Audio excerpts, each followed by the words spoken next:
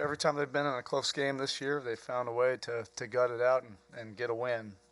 That was back and forth, and you have to give them credit. They made some big plays, big shots going down the stretch.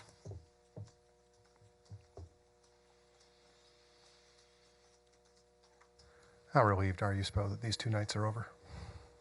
Yeah, I mean, I'm not necessarily thinking about that, right now. You just had two very competitive teams going after it. Both teams wanting to get this game. Um, yeah, but from a personal standpoint, I'm glad this is behind us now. Eric, just the final possession. I guess I don't know if Dion knew how many seconds were left necessarily. You were trying to rush him up the court. Just what was the plan there for that last shot? Yeah, something similar that we had before. I mean, shockingly, we end up getting a good, clean look. I don't think I could have diagrammed something better than that. Sometimes if you don't know what you're doing, they don't know what you're doing either, and you end up getting something out of it. We started slow into that possession, but we ended up executing the triggers after that, and maybe that was the deception and the decoy that confused them. I don't know. Was this the kind of game, Eric, when Dion Waiters is going, you sort of go with him and sort of let it go sort of on his flow as he's on a run? Yeah, he was aggressive but making the right plays, and he was able to get to the basket against a team that protects the rim pretty well. And then that got the rest of his game going, and he was shooting the ball very well. So we get some good offensive performances. We score 107 points, shoot 49%, but we're giving up that many. We don't win those kind of games usually. I was going to ask you, Eric, about the defense last night. A kind of a totally different game from last night. Yeah, but they had adjusted. You have to give Fizz credit for that. They played some of the quicker guys, speed lineups. They're spreading us out. So there was different situations where they were driving and getting into gaps, and their bigs were spacing behind the three. And it's one thing to do that, to space behind the three, but it also is another thing to make all those plays. They made some big threes down the stretch. Green hit one.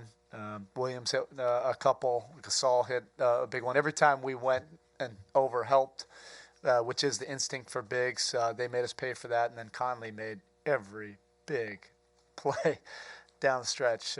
It's early right now, but if he's not an all-star,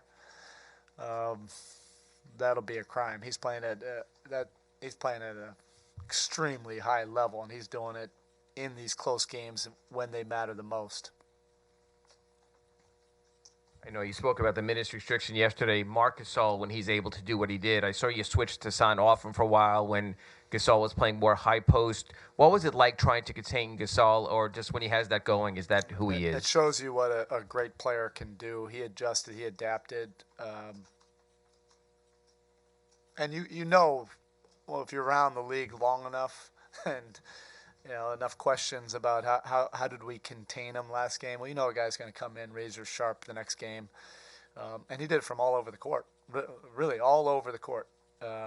He was doing it in the post early on, hitting jumpers from the post, getting into the paint. Then he was spacing and playing off the ball.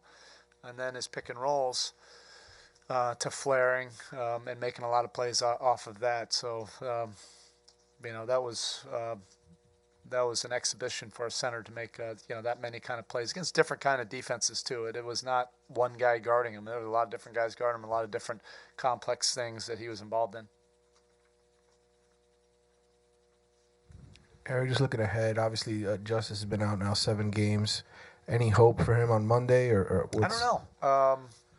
Everything's day to day. He hasn't done a practice yet, so I think that it's too early to tell. We'll see. Guys will get in tomorrow and work, and we'll go from there. He, Justice, Goran, Wayne, and we'll see. Has it already been 7 games?